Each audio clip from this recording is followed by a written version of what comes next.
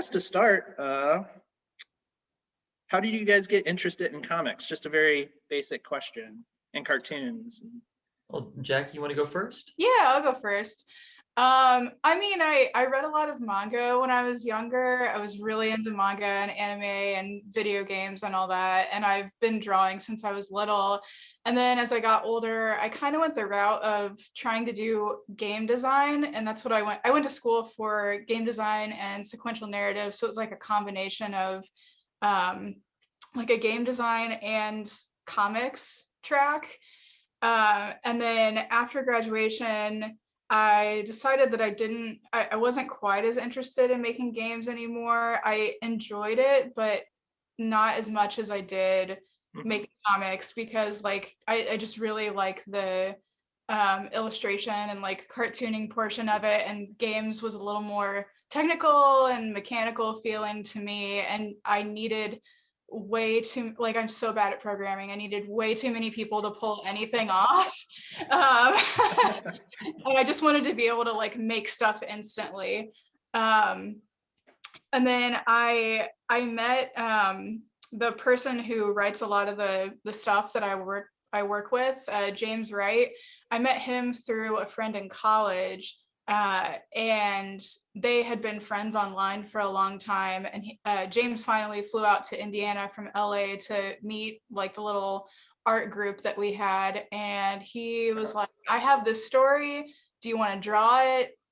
I don't really have any, like, I don't know what we'll do with it. But I was like, yeah, of course I want to draw it. I had just graduated and I wasn't really like doing anything specific. And that's kind of how I got started in comics. I just jumped into it. Yeah, I just jumped into it and said, yes, I will draw a 15-issue comic. What was some of the manga you were into? Was it like Sailor Moon or? Yeah, I loved Sailor Moon and Card Captors, and I read some Ren and Stimpy comics, and Nice. I don't know, just a bunch of weird, goofy stuff. Well, and since then, your tastes have gotten pretty gnarly. Like, you're a big Junji Ito fan. Yeah. I love him. Yeah, he's amazing. Yes, amazing. He's like Miyazaki, only horrific. Yeah. Dan, what about you?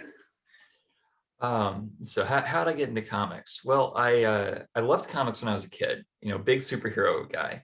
And then when I was in middle school, we had this new librarian named Tanya Sepulveda, and she was really invested in bringing graphic novels into the library.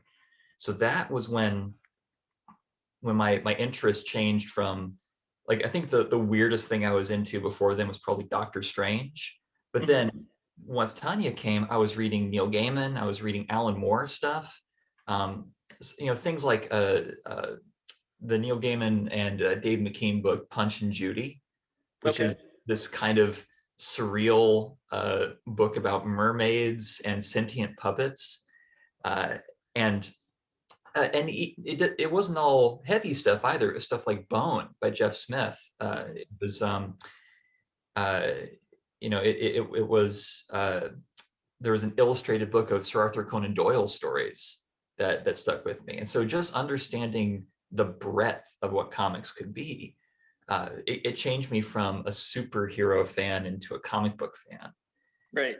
So I as early as I think 10, I was drawing my own comic books with my own characters on blue lined paper, and I would photocopy them on my mom's like huge beige photocopier in her office. And I walked around the neighborhood selling copies of it for 25 cents a piece. Did people buy?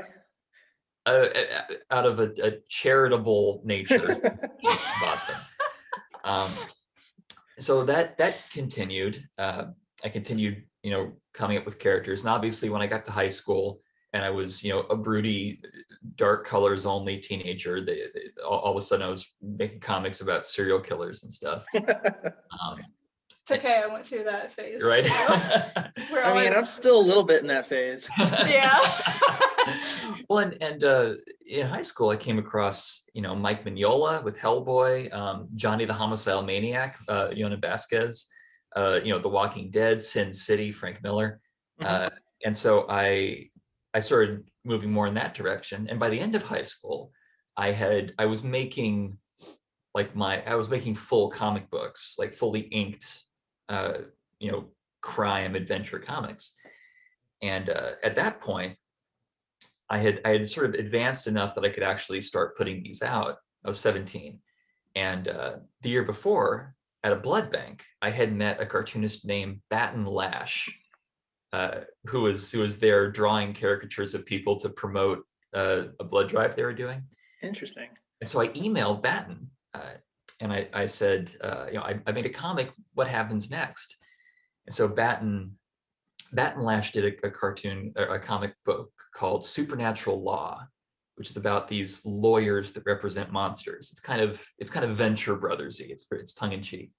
And so he invited me to his studio downtown San Diego. It was a walk up above an Italian restaurant, and he had these big like tall wooden doors with glass transoms above them, an office full of monster movie memorabilia and original Will Eisner drawings and things. And Oh, nice. I thought, this guy's the coolest person I've ever met, and I want to be him. So that was what, like, if Tanya Sepulveda changed me from a superhero fan into a comic book fan, Batten changed me from a comic book fan into a guy who was going to be in comics or die trying. Mhm. And that's how I got started. Wow. Both the stories are incredible. And you guys it seems like you guys kind of mentioned on what your influences are, but could you talk a little bit more about that? Sure. Yeah, you want to go first, Jackie? Yeah, sure. Like I said, like a lot of my influences were growing up were in the realm of like anime, manga. I loved like anything from Clamp. And I don't know manga. What stuff did Clamp do? like Card Captors and Okay. yeah, those things. Oh, awesome. Yeah. And then I mean a huge influence, weirdly, I know it's not related to comics, but like games when I was growing up was just like that's always been like a huge influence on me. That's legit. Yeah. Yeah. Well, like you really like point and click games. Like you love the Nancy Drew games. Yeah. I feel like that, like the aesthetic of the Nancy Drew games, I feel like that informed Nutmeg a bit, right? Mm-hmm. Yeah. Interesting. Dan, you kind of touched on it a little bit, Yeah. with some of the stuff you were reading in middle school and high school, but is there anything else beyond that? Well, sure. I mean, once I started doing comics professionally, I found more and more of my influences came from the start of comics, like the great masters from the like the 40s and 50s. So I got really into Will Eisner, Mm-hmm. especially when I was doing the Spirit for Dynamite with Matt Wagner. Matt gave me this huge stack of like black and white Spirit reprints. Yeah, we have those at the library. Oh, they're awesome. They gave us like basically his whole library collection with the grant. Yeah. Oh, and we have your work as well. Oh, right on. Yeah. So like being able to really dive into that cartooning opened me up to, like for instance, Will Eisner on the Spirit worked with other cartoonists, like Jules Pfeiffer wrote a lot of the later Spirit, so I got into his comics. Jack Cole, creator of Plastic Man, he worked on the Spirit, and then from there I got into Harvey Kurtzman, who started Mad Magazine, who is, if anything, his war comics with stories like Corpse on the Imjin were like those opened my mind to just how abstract you can get with form, how like in order to really sell a punch, a bicep can become like a concave shape. You can really warp anatomy to make it feel more real. And that paradox became fascinating to me. So in terms of cartooning, I love those classic guys because they're kind of breaking all the rules before the rules are made. And then I'm also a huge film buff, and I love hearing about like Roger Corman techniques to make zero budget films, or I love learning about the production of David Lynch's early movies, and even some of his more recent movies, like Inland Empire, which also had no budget. And figuring out how you shoot a movie without any money, and how you create a world out of, like, we only have 5 extras and we need to create a nightclub.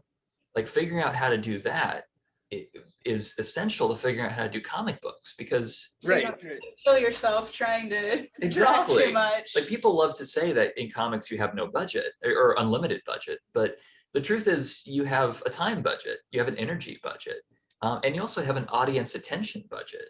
You can wear out the reader if you put too much information on the page. So figuring out, like in an episode of Lavender Jack, the comic I'm doing now, there was supposed to be a car crash. People were having a conversation in a car, and the car was going to get run off the road and capsize. And the comic was due on a Monday, and it was Saturday night. And so I'm like, well, I can either draw a crash, or I can do what low budget filmmakers do, and I can just like spin the camera and then cut to the car on its side. So little things like that, help you figure out how to cut down time, so that you can invest that time in the moments that really matter, and not, I don't know, drawing a bunch of waiters in a restaurant scene. All respects to people who are waiters in real life, by the way.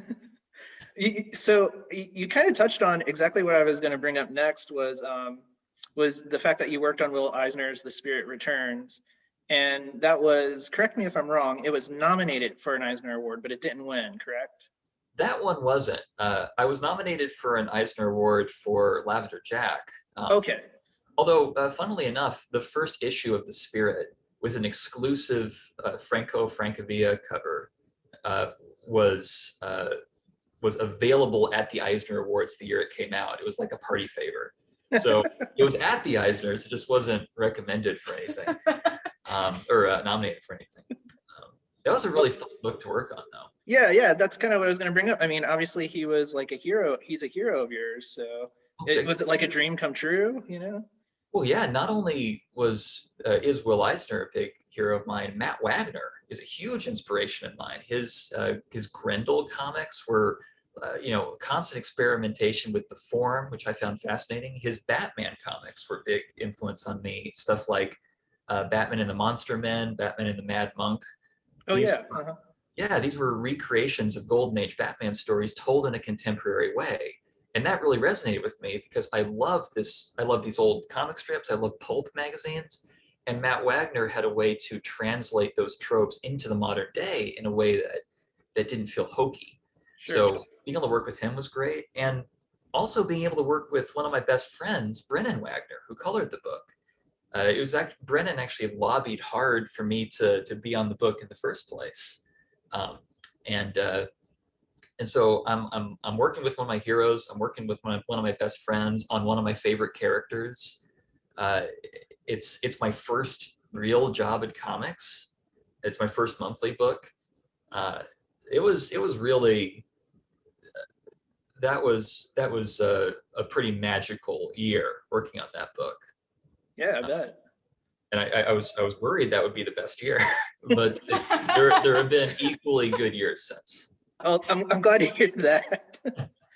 Jackie, I guess talk a little bit about Nutmeg for people that don't know about Nutmeg, and this might be their first time hearing about it.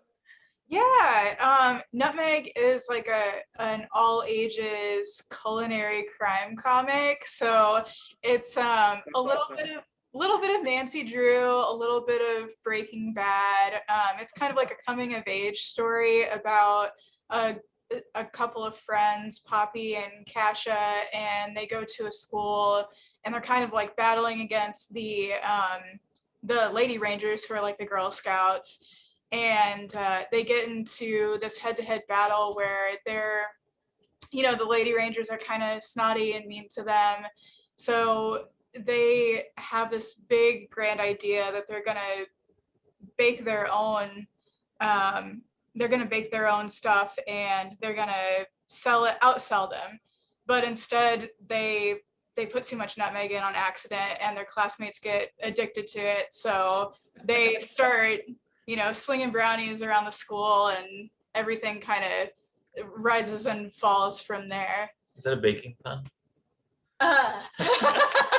But it's got like an element of Heathers to it. It's kind of a heightened reality. Yeah, I remember at the beginning, me and James both made like a little mood inspiration board, and I know that Heathers was on there. There was a little bit of Twin Peaks, it's like a lot of different weird influences. And it's a very I feel like those influences coming together and like you and James, like you have these different influences that you bring to it. Like it's really a synthesis of your personalities. Yeah, and he's really great to work with because it's kind of like a collaboration on like it's not so rigid where he's like, I'm writing the story, don't change it, don't suggest anything. It was more of like a collaboration where we could sort of suggest, and he really wanted me to suggest things because he was trying to write a bunch of like young women, and he wanted to know like my experiences and my influences and all that, so he could write more believable characters. So that was really fun. And gosh, we worked on it for I think like 5 years. The last issue of it came out, or the last volume of it came out last year in January. We were able to have like a wrap-up party right before coronavirus hit. Yeah. So that's a pretty good run. Yeah. Wow. Let's see, what are some other questions I had for you? I have a lot more, but I don't want to take up all of your day. No, this is a fun conversation. Yeah. We can bang through some more. So Dan, you mentioned that libraries did play a role with you getting interested in comics and whatnot. Jackie, similar or? It was actually, I was thinking about this when Dan was talking about his influences, and I was thinking about how just like tracking your influences over time is so interesting, because I thought about like once I got into college, one of my professors that I had that taught the comics classes was actually like he was like a mentor and like a huge inspiration for me, just like getting into a lot of different kinds of comics. And that's kind of when I got into Will Eisner and just a lot of different things than what I had read previously. Do you remember what your first Will Eisner story was? I don't remember. I think it might have been A Contract with God. Oh, that's a great one. Yeah. That's I've never asked you that. Yeah. Will Eisner is like my patron saint, and I it's never come up somehow. Oh God, Contract with God. I'm sorry, continue. No, you're fine. So yeah, my professor Matt Powers, he was like a big influence in just getting me into a lot of different kinds of comics. He would kind of throw different things at us each class and just see what stuck. He never tried to like narrow us in and get us to read one specific kind of thing. He wanted us to have see all the possibilities there was in comics, and that's kind of how I started to know about like some of the more alternative comics and different things like that. And then from there I got interested in those things and Junji Ito and all of that. Nice. Yeah. Dan, you're part of a comic creator collective, correct? That's right. You could talk more about that collective? Sure. Well, before I used to live in Portland, Oregon, and Okay. That's where I was living when I was working on Spirit.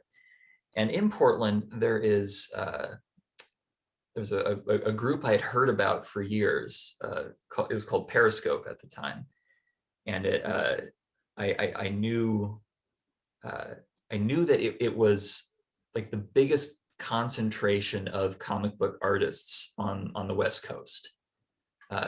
We're talking about 25 different comics creators all working together in one space in this beautiful office in the Oregon Trail building, the what's the word? Not antique, but the really old Oregon Trail building in downtown Portland.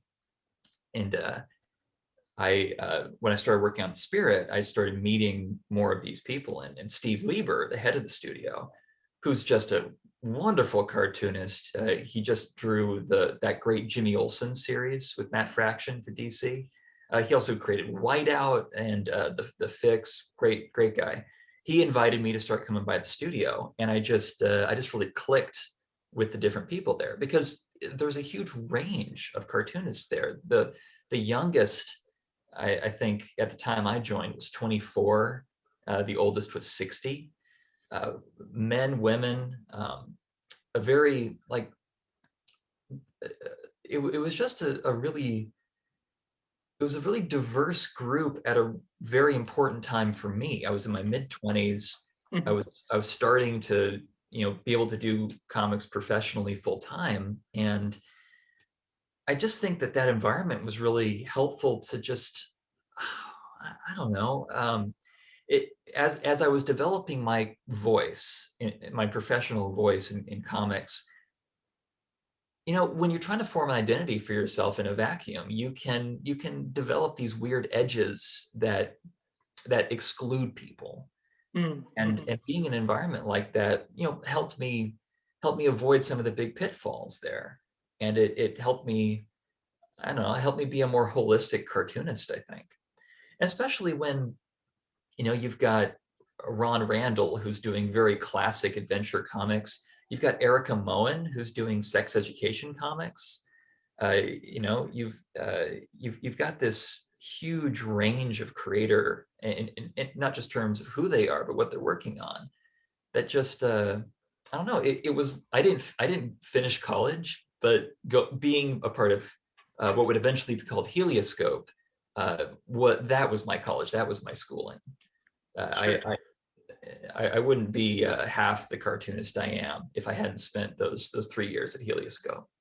Since I said I have a bit of an art background, what I've noticed is like anybody who's an amazing creator, like they don't necessarily create in a vacuum. I think there's kind of like a myth about like the Van Gogh artist, like just like hanging out in his house, cutting off his ear, like really like to develop, you need to be around other people. And so, yeah, I could totally see how that was like your education.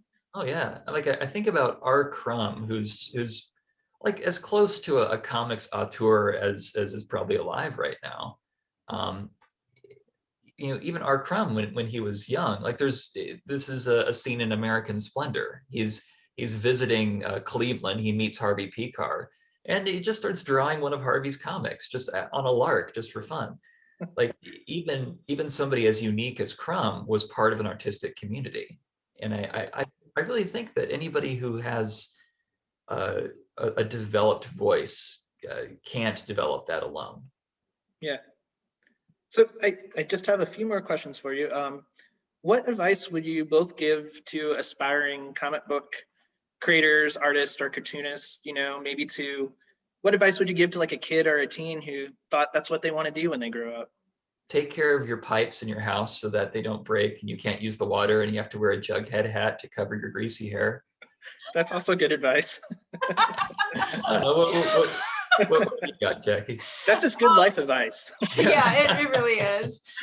Bouncing off of what we were just talking about, I think finding people to create with and talk about your work with and to just bounce ideas off of is huge, especially finding people who are kind of at your same, like the same level that you are, so that you can kind of help each other grow, and you're not always, trying to get someone to like mentor you who's like maybe higher up than you are, because that can be a difficult thing to achieve. That's the thing Issa Rae was talking about. Like don't try and network up, network across, network with people people that you can have a real peer relationship with, and then you can all kind of help yourselves up. Yeah, and you can, I mean, it's just great to have that support system, a group of people who like genuinely really celebrate your wins and help you when you're not feeling great. And it's more like a friend peer group and that you can talk about your work with. That and start with something smaller, I would say. Mm-hmm. It was really, really hard. I mean, it all worked out in the end, but like it's so hard to start off with something like trying to make a comic that's really long.